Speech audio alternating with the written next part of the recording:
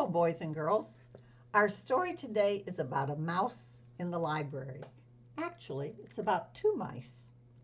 Library Mouse, a world to explore. You remember what explore means? To go out and search things and look for things and figure things out. It was written by Daniel Kirk.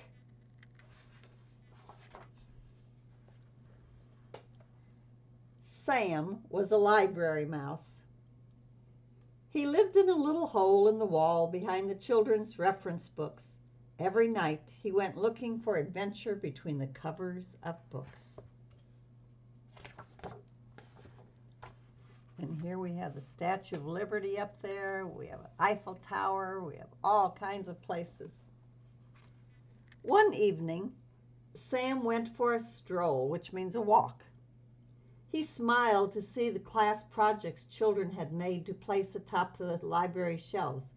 A poster on the wall read, "Discover our great big world." "It is a great big world," Sam said, "and I love to read about it." Then he sighed, gazing at the books on the very top shelves, which were just a little too high for him to climb.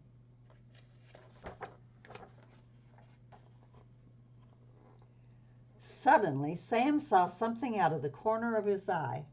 Swoosh! Another mouse landed gracefully on the floor right in front of him. "Whoa!" she said. "That was some ride. Good thing I had my parachute." She stuck out her paw and smiled. "Hi, my name's Sarah. What's yours?" I'm Sam," he answered. "I live here." "Well, I live here too," Sarah said, "on the other side of the library. I was exploring, and that's when I discovered that playground." "Playground?" said Sam. "Up high on the shelves," Sarah explained. "You could almost see the whole world. I just went on that giant slide."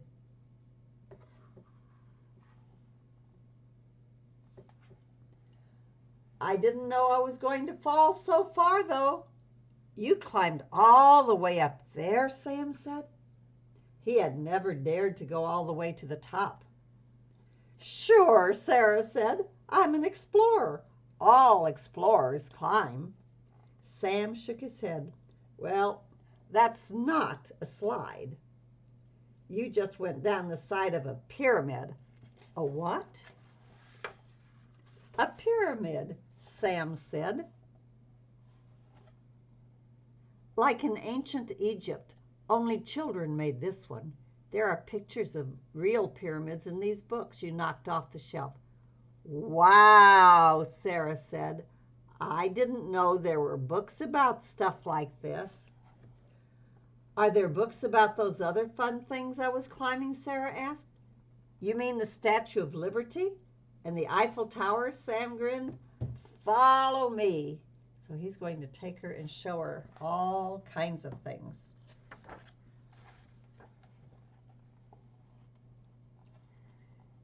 "We're going to do some research," Sam said. "We'll start with Egypt." "What's research?" Sarah said. "It's how you find out about things," Sam said. "If you can't go to the real pyramids, you can read about them right over here." Sam and Sarah pored over dozens of books, and Sarah oohed and awed at the pictures. She gazed up at the tall shelves and said, "Research is fun. Let's climb up high and see what books are way up there."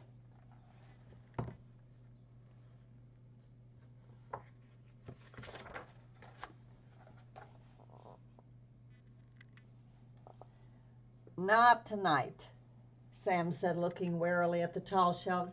"Maybe we could play down here." "Well, then let's pretend we're pharaohs in ancient Egypt," Sarah replied. "We can use these books for research on how to dress up." It was nearly daylight when Sam returned home. He picked up his pencil to write about what had happened. He had never met anyone like Sarah, and there they are all dressed up like the pharaohs in ancient Egypt. The pharaohs were the rulers. And look at all the books in that library. More than at our library at school, that's for sure. The next night, Sarah said, "There's a Jeep up there. That's just our size, Sam. Come on. We can pretend we're exploring and drive to the top of the tallest mountain." "I don't think you can drive to the top of a tall mountain," Sam said. "Besides, we can pretend from down here." "You're not afraid, are you?" Sarah asked. Of course not," Sam said in a squeaky voice. Sarah saw that Sam was nervous. "We could always do a little research first," she said. "Good idea," said Sam. While looking at a book about mountain climbers, Sarah had another idea. "I'll be right back," she said, and she returned with some string and a paper clip. I'll hook one end of the string up at the top," she said. "Then I'll drop the other end down for you to tie around your waist. That way you won't have to worry about falling." I'm not worried," Sam said as she started to climb. Soon it was his turn. He remembered that he had read that when climbing he should not look down, so he didn't, and there's Sam climbing up on the rope. At the top of the shelf, Sam breathed a sigh of relief.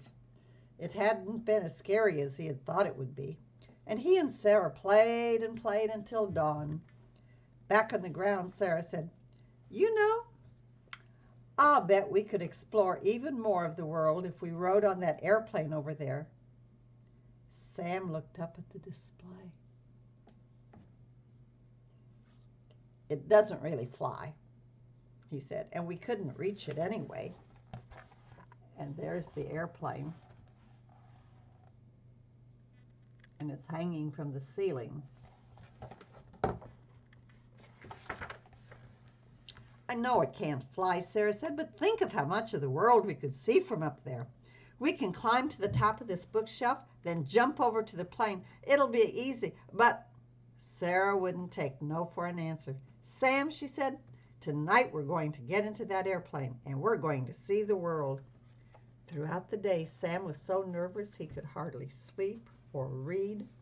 He didn't want to let Sarah or himself down, but he didn't want to get into that airplane either. And here he is. He's so nervous.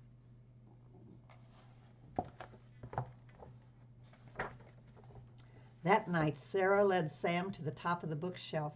The airplane looked very far away. "We're explorers and good jumpers, too. We can do it," Sarah said. "Follow me. We're off to see the world." The airplane bumped to a stop in the dark hallway. Sam leaped out of his seat. He didn't stop running until he was back in his little hole in the wall. "Sam," Sarah cried, "come back. Explorers don't run from danger."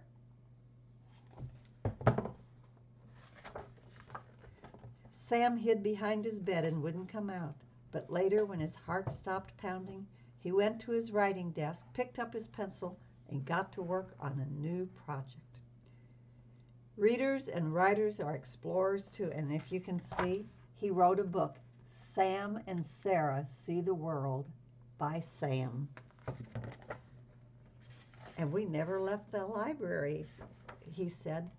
"We didn't have to leave the library," Sarah said with a twinkle. "But just think of the books you could write if you really got to see the world.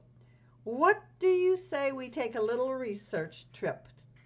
And they strolled off through the library. Sam didn't know what to say. He had never met a mouse like Sarah. And a library is a wonderful place, boys and girls.